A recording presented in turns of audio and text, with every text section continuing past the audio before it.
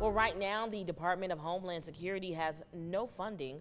Lawmakers could not agree over ICE reforms. Now, federal employees, including TSA agents and FEMA workers, are on the job without pay. Yeah, and with Congress out for the next week, there are growing concerns about how long this partial shutdown will last. Alice Barr has the latest from Washington. This morning, the reality of another partial government shutdown is settling in after the Department of Homeland Security ran out of funding over the weekend with no deal on reforms to immigration enforcement operations. We need change that is dramatic, that is bold, that is meaningful. We have to protect law enforcement.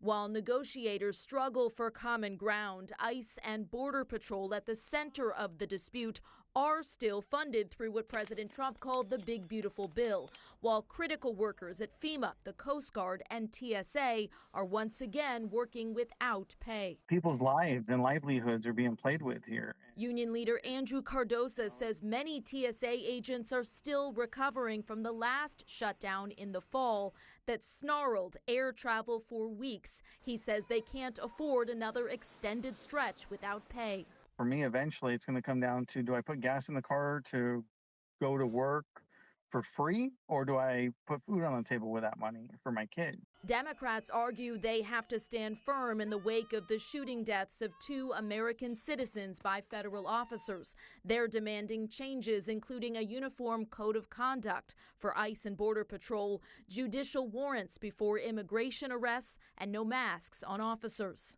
No police department in America doesn't identify themselves. What are you going to do, expose their faces so you can intimidate their families?